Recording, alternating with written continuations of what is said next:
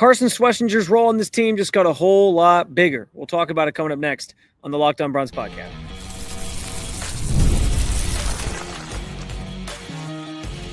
You are Locked On Browns, your daily Cleveland Browns podcast.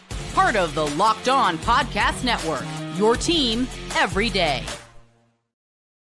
What's up, Dog Pound? I'm Spencer German, your host of the Locked On Browns podcast. I'm proudly covering your Cleveland Browns each and every single day in the land and on the road. Jordan Hicks, veteran linebacker for the Browns, announced his retirement this morning. What does it mean for the Browns defense? More importantly, what does it mean for rookie linebacker Carson Schlesinger? We'll get into that. Plus, Andrew Berry didn't say no on an important question about Quinshon Judkins yesterday, and the defense dominates on day 3 of training camp. We'll talk about all that and more. I do want to thank you for being in every day with the Locked On Browns podcast, making this your first listen every single day. Remember, you can find Cleveland Browns content with Locked On Browns every week, Monday through Friday, guaranteed, with bonus content on some weekends as well. It's totally free to you. Just hit that subscribe button wherever it is that you get your podcast. And, of course, at the Locked On Browns YouTube channel, where you can also get involved in the show by sharing your thoughts on anything we discussed today in the comments section. This is your team, so be part of the conversation every single day. And today's episode is brought to you by our friends at Game Time.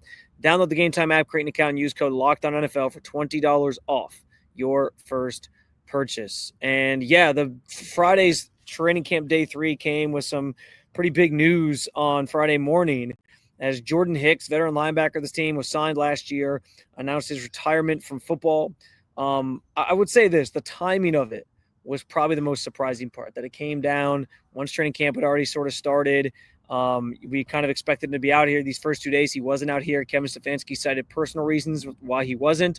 And so it wasn't surprising from the standpoint of like Jordan Hicks retiring, I would say, more so just the fact that it came down right now, a couple days into training camp. Because here's the thing, Jordan Hicks last year dealt with a bevy of injuries, and it was pretty candid about the impact that those had on him physically, mentally, all those things, and how it was just like a really, really tough situation for him to sort of figure out and get through. And, you know, I think understanding where he was coming from with all that and his perspective on all that, it's understandable why he got to a point where he decided, you know, it was time for him to hang them up. Again, timing's a little different and a little strange, but we just saw a couple of days, what was it, last week? Mike Williams, wide receiver for the Chargers, retired too. So maybe it was the realization of the summer months away. You come back and you're like, you know what? I just don't have it in me anymore. I don't want to put my body in this situation where I'm going to take a beating anymore. And you're ready to sort of hang them up.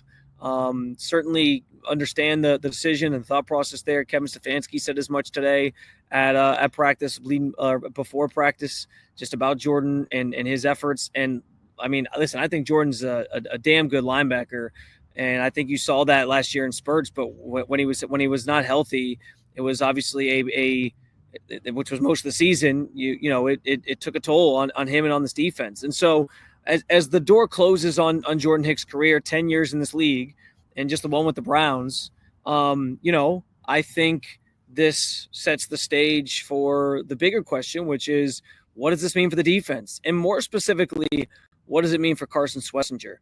Because I've been arguing in the weeks leading up to training camp here that I actually thought the Browns linebacker room was deeper than people were giving it credit for. I liked with Hicks kind of as a starter and Schlesinger likely next to him, but you had Devin Bush and Jerome Baker, who's coming off a down year in Miami, but still I think is a solid player in this league. Sort of behind them, you have Mahamoud Diabate, who I think played well last year as a nice sort of role-playing linebacker on this team. Winston Reed, who's a special teamer that you can always kind of rely on as well.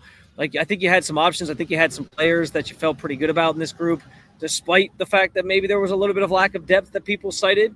And so I kind of went into this training camp feeling like I was going to keep an eye on that group and see what it kind of looked like, because I thought they were better than expected. So now there's a bigger blow when you lose a starting player. And yeah, maybe now we're talking about a group that certainly looks a little weaker, and that could hurt the defense, obviously, in the long run, in terms of having a group in the middle of the defense that you thought was strong and maybe isn't going to be quite as good as I was anticipating, and maybe others were even anticipating as well. So that certainly changes things a little bit in terms of the depth and, just this group in general, where they're at, what things are going to look like. But with that said, the biggest player that I think is impacted by all this is Carson Schlesinger. And it was noticeable the first 2 days of training camp that he was the guy with the green dot on his helmet calling out the plays, getting guys in the right place, making sure they always say the middle linebacker, right, is the captain of the defense or the quarterback of the defense. He was that guy those first 2 days of training camp when Jordan Hicks was not out there. Now you sort of assume he's going to take on even more of those responsibilities and even more of that role without Jordan Hicks out there. And so, yeah, like this is a rookie that's going to have a lot more on his plate than he even probably did coming in, because he entered this team in this league feeling like he could probably bank and lean on somebody like Jordan Hicks a little bit and like learn from him. But now it's going to be more about, learning on the fly and being thrown into the fire a little bit on a situation that now he's asked to do a little bit more. I do think Carson's the type of player, based on what we know about him, guy who was a walk-on at UCLA, worked his way up to being a scholarships player, had a really stellar career his last couple of years, racked up some accolades in the process. The want-to, the desire to be great is there. The motivation is there. Like, none of those things should be questioned with Carson. And frankly, like, I think he has a chance to really be a good player in this league and maybe be that guy that, in a way, I don't know if you replace JOK, but tries to fill those shoes to the best of his ability. And like, so I feel confident that he's going to be able to get there, but it's going to come with some growing pains. He's a rookie. And that's the biggest thing in all of this, is like a rookie doing all these things. Yeah, it certainly is going to be a lot on his plate. Again, I feel like he's probably up to the task, but you lose a voice in that room that he was probably going to be leaning on. And now it's going to be up to him to sort of just learn it and run with it and be as great as he can at it and hopefully thrive in it. We'll see what all that looks like. And in some ways, it's not that I think Jordan Hicks retiring is a good thing for the Browns, because you lose a player on this defense that obviously was a good player in his career and had done some nice things, and that you felt like was going to be important to this defense again this year in the middle of it there. But I on some level, as a team, and we know the state of this Browns team right now, they're trying to win while also rebuilding a little bit and restocking the cupboards with young talent. And for a team that is in that situation, for a team that is trying to win while retooling the roster and injecting some youth into it, I think this is almost in a way, it's a good thing for Carson. Like, he's going to get a chance to just like consume so much at once and go out there and just do it. Like, just play. Just go play football. Do all this now. Rip off the Band-Aid. And you're going to get a chance, I think, to see him grow before your eyes very, very quickly here, which I think is of benefit to the Browns. I think it's something that they can, lean into. And we knew these rookies, a number of these rookies were going to have a big impact on this roster and on this team this year. He's going to have an even bigger one now. And it's kind of like a sink or swim moment. So you're going to find out a lot about Carson Schlesinger this year. They're going to find out a lot about Carson Schlesinger this year.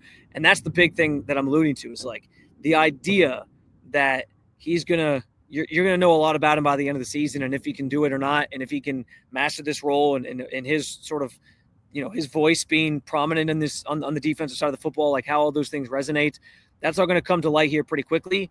And in some ways, I think that's a positive thing, because it was a player you were already expecting to have an impact, and now he's going to have to up the ante and have an even bigger impact in 2025. We'll see what all that looks like, but early returns are he's embracing it, and I'm sure there's more of that to come here in the coming days of training camp, of course. Yesterday, Andrew Berry finally had a chance to chime in on the Quinshon Judkins situation, and he noticeably stayed mum when answering one specific question about his future. We'll talk about it coming up next on the Locked On Browns podcast.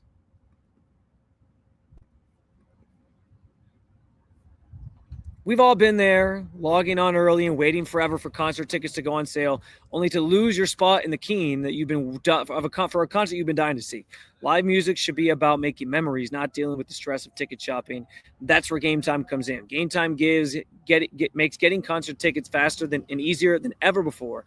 Prices actually drop as you get closer to showtime, and you can save up to 60% with their killer last-minute deals. Last year, I went to Game Time for the first time. I bought tickets to see Ohio State and Michigan with my wife. First time going to the shoe to see the rivalry. The results were unfortunate, yes, I admit, but we did get to say we saw the eventual national champions in person. And with their transparent prices and panoramic seat views, Game Time instantly became my go-to app for buying tickets. Take the guesswork out of buying concert tickets for shows, sporting events, and more with Game Time. Download the Game Time app, create an account, and use code LOCKEDONNFL for $20 off your first purchase. Terms apply. Again, create an account, redeem code LOCKEDONNFL for $20 off. Download Game Time today. Last minute tickets, lowest prices, guaranteed.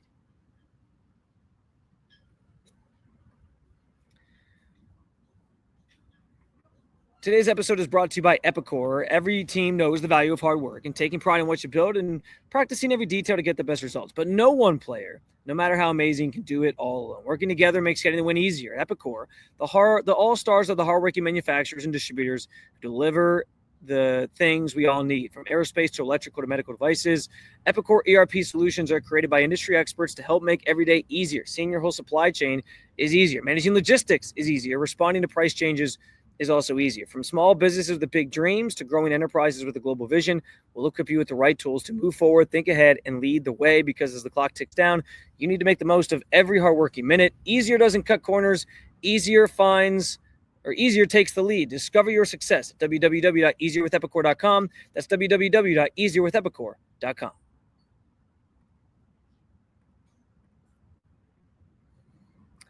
All right, so on Thursday, we got a chance to hear from Andrew Berry. I apologize for not getting to talk about this a little bit sooner on the podcast. It's been a crazy week. But, of course, Andrew Berry was going to be peppered with questions about the Quinshon Judkins situation, where that stands, when he could maybe show up and be here with the team, and where the team's going to kind of go from here and handling that situation as a whole.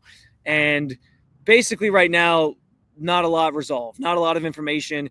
He continued to give the company line of, hey, we're gathering information. We can't give you anything concrete yet. But what I thought was interesting was that he was asked point blank, like, is not signing him and letting him go, is that something that's on the table? And oftentimes, especially this time of year, and especially when you listen to coach press conferences, GM press conferences, etc., it's oftentimes more about what they don't say rather than what they do say. And especially with the Browns, like the Browns staff, this regime, they are notorious for giving you next to nothing when it comes to information on especially these types of situations, but just in general. Like, they're not going to give you trade secrets. They're not going to give you information on roster moves and decisions and all these things. So you got to kind of pick up on the things they don't say.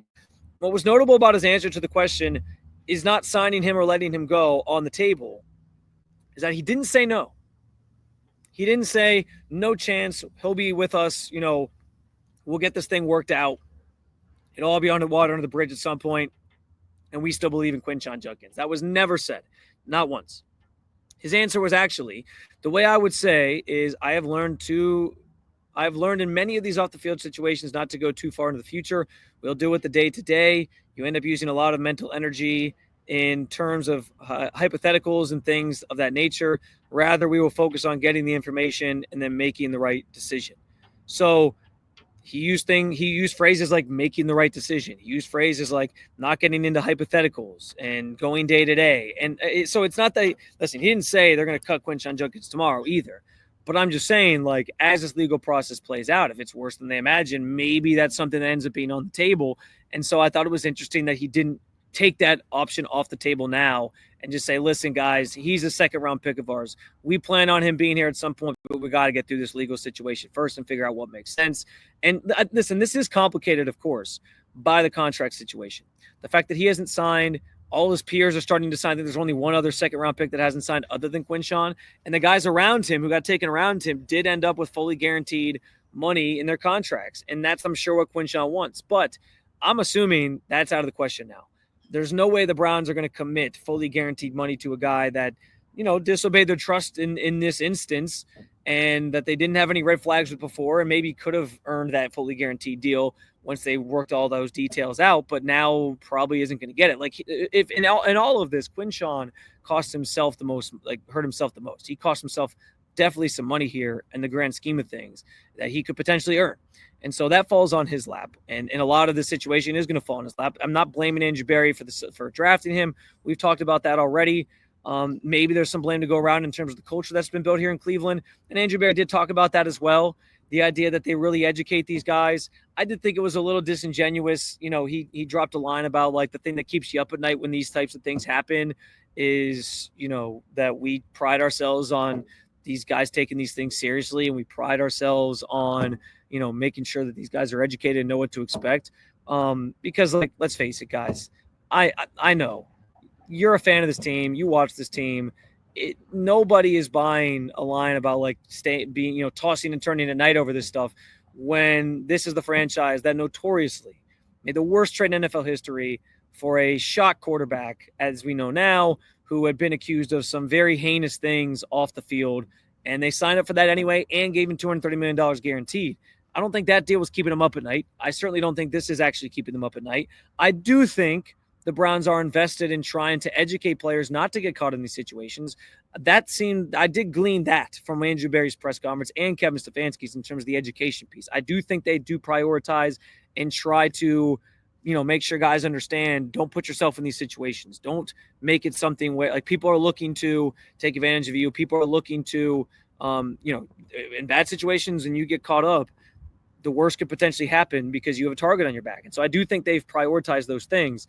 I just think sometimes for certain players, it goes in one ear and out the other, and it doesn't resonate with everybody. And there's only so much somebody like Andrew Berry and the staff can even do to prevent that from happening. Sometimes it's just going to happen. I recognize that. I can sympathize with that.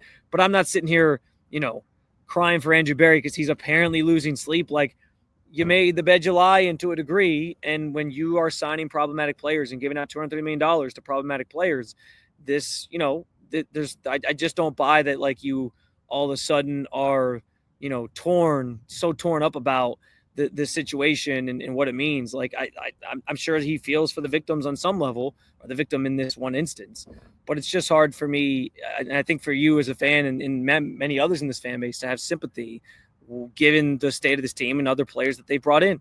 But that's beside the point. The bigger point in all this is that the team knows nothing right now. It did feel a little ominous from Andrew Berry yesterday. And again, I think this all sort of stems from, without him being signed, there's even less that Andrew Berry can say in terms of like his future, what they expect, what you should expect, all those things, because it's a big question mark right now what his future does look like until that contract is signed. And that's the biggest difference between this year and last year with the Mike Hall situation is, listen, Mike Hall was signed. He had signed his contract. He was in the building. He was working out. He's practicing. There's no timetable for when Quinshon's going to be able to show up. They don't know. We don't know. It could be late in training camp. It could be not at all during training camp.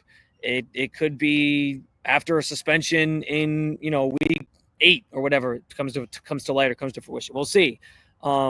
I assume ultimately, listen, I don't think this Berry not committing to or being non-committal on if he'll be part of their future plans is it's what he kind of is saying right now because he has to be sort of vague. But I ultimately don't think that that's how this plays out. At the end of the day, this team, this franchise, Andrew Berry used a second-round pick on Quinshon Judkins. I would find it extremely hard to believe that they don't intend to sign a guy that they used a second-round pick for. And my guess is that he will be a Cleveland Brown at some point. But I did think it was interesting.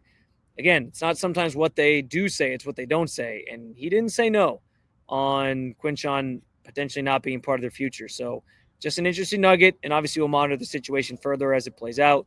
Let's recap day 3 of training camp. Defense sort of stole the show on day 3. We'll talk about it and tell you what happened coming up next on the Locked On Browns podcast. This episode is presented by Yahoo Fantasy. And listen, football's nearly back. I'm out here at the Browns facility. Training camp's here, which means also fantasy football is nearly back. Fire up the group chat, get your draft board ready, and buckle up for a season filled with breakouts, busts, and all the overreactions we live for. All the things you love about fantasy football can be found at Yahoo Fantasy. Of the handful of fantasy leagues that I participated in, my favorite one, hands down, is the league hosted via Yahoo Fantasy. This has been my longest standing league. It helps that the people in it are hyper competitive. The smack talk is elite, but the hosting platform can oftentimes make a fantasy football experience, and Yahoo has it mastered. My friends and I are having a lot of fun playing Yahoo Fantasy. You should too, whether you're a first timer or whether this is your millionth league. To celebrate 28 years of fantasy greatness, Yahoo is dropping 28 big new features over 28 days, giving you more ways to play and more ways to draft and more ways to win. It all begins on August 4th. Stay tuned and get started by creating or joining a Yahoo Fantasy League at yahoofantasy.com/LockedOnNFL. That's yahoofantasy.com/LockedOnNFL. And let's make a fantasy season the best one yet. All right, so just getting my notes in order here from day 3 of Browns training camp, and there was some individual. They always, when the fans are in attendance, and today was the first day fans were in attendance, they always like to do some like one-on-ones with the quarterbacks just throwing balls to receivers in the end zone, and so that was part of today's session. And I think it was, it got some oohs and ahs at times, but pretty early on here, they went right into 11 on 11s, and there was a pretty steady rotation that we saw. It was Joe Flacco up first with the ones. It was Kenny Pickett going with the 2s. He got 2 plays. Flacco got 4 to start us off. Back to Flacco with the 1s for 3 plays. Then back to Pickett with the 2s for 4 plays. Then to Dylan Gabriel with the first time during training camp, his first round of snaps with the 1s. He got 3 snaps, and then Shedeur Sanders rounded it out, 3 snaps with the 2s to sort of finish off that first 11 on 11 session. Then they moved to the red zone drills. It was the modified 7 on 7s I talk about, where they put some offensive linemen on the defensive line, just kind of have them stand there and mimic that there's a person there, but they don't actually rush the pass or anything. And that one had Pickett go first. He got 4 plays and did throw a touchdown off to the left to DeAndre Carter. It was one of the only touchdowns thrown in the red zone. Joe Flacco was next. No end zones for him. A lot of incompletions. One in the back of the end zone to Cedric Tillman that Cedric Tillman was slow to get up for what it's worth. Now, he was okay. He walked it off, but something to keep an eye on there because Cedric Tillman's obviously dealt with injuries throughout his early career already. And then they moved to a session that was kind of, we called it like a move the ball 11 on 11. It's kind of like you're putting together a drive. If you gain a certain amount, you're moving down the field. If you pick up a certain amount of yardage, you get that, and then you go to like first down, second down, third down, fourth down. And Flacco was up first for that yet again. There was a ball broken up by Greg Newsome on that series. That was a nice play, which speaks to what I said at the top here, that the defense kind of dominated the day today on day 3. Then after Flacco went, you actually got Shedeur going with the 2s in that next session, and he was sacked on his first play. There was a run play. He threw a nice dig to a tight end over the middle, but it would have probably been a sack because it took too long. There was somebody in his face like immediately, and he had to kind of step up in the pocket. And then he did have an incompletion to sort of wrap that one up as he got those reps with the 2s. And then they ended things with Dylan Gabriel getting some reps with the 3s to round out that, the moving 11 on 11 drill. And Gabriel had a drop over the middle. He had a couple incompletions. The run plays there was a little speed out that Gabriel completed, but that was kind of the gist of today. Any of the completions were like short stuff that really didn't gain much yardage, really didn't do much damage to the defense. There was a pass, like I said, there was the pass breakup by Greg Newsome in the latter 11 on 11s, the moving 11 on 11s on Flacco. But also when Pickett was up early on in the first 11 on 11 sessions, his last play in that second round with the 2s was nearly picked off. So second day, like Pickett got picked off on day 2. He almost had an interception on day 3 as well. And so a little bit of inconsistency there from Kenny Pickett. And I do think so, like the defense, and I know it's the cliche thing to say, the defense this time of year is generally ahead of the offense. And it's always like a guessing game, like when that's really going to show. Day 3 was the kicker, especially when you're just in helmets and jerseys, which they are still right now. Defense can just kind of fly around and make plays. And you did see a lot of that today. Like this was a classic case of first day of seeing the defense being ahead of the offense. They get a chance to just kind of read and react. The offense is doing a lot more, trying some different things out, installing some things. And it always takes some time for them to sort of get themselves going. And that's just kind of the nature of the beast. It's just kind of how it goes this time of year in these settings and in these sessions. So a lot more still to unfold, obviously, but the defense dominated today. And you could argue they probably dominated yesterday. I think one of the things that is maybe the most concerning right now is that red zone drills, red zone offensive drills, red zone work is supposed to produce touchdowns. It's supposed to produce efficiency, getting the ball out quickly, finding guys that are open, showing what you can do in the red zone, and having plays kind of designed and set for that portion of the field. And there have been very minimal touchdowns these last 2 days that they've done red zone stuff. Yesterday, on Thursday, there was no touchdowns. I thought there was one. I was watching the play from behind, though, and my angle sucked. So I couldn't tell that their guy didn't score. So that one got taken off the board. And then on day 3, only the one touchdown from Kenny Pickett to DeAndre Carter, and that was it. There is starting, at least from my perspective, especially being in helmets, like the full pad stuff hasn't happened yet. You're not having like the pass rush really bearing down on you if you're a quarterback, and they just cannot seem to find the end zone with any sort of rhythm or consistency, especially when it's passing plays or they have passing situations. And that to me is a bit concerning here early on, and sort of reminiscent, by the way, of last year where the offense just really couldn't get out of their way and really couldn't put up any points and struggled mightily for weeks on end leading up to the season. So we'll see if the offense can start to snap out of it. They're back at it on Saturday for day 4, still just helmets. They'll start to get shells on here in the coming days. Pads really come on next week, and that's where things really ramp up. But I can tell you right now, 3 days in, per usual, defense remains ahead of the offense, and we'll see if the offense can kind of pick things up and if those red zone drills start to look better when we're back out here on Saturday. Another episode Down With You, Dog Pound. Thank you for joining me as always to talk about your favorite football team. Make sure you hit that subscribe button. Make Locked On Browns your first listen every day because we got plenty more training camp coverage coming your way. For your second listen, check out Locked On NFL Scouting, or you can keep it local. Check out Locked On Cavs or Locked On Guardians. Thank you for being every day at the Locked On Podcast Network. I'll talk to you real soon, Cleveland. See ya.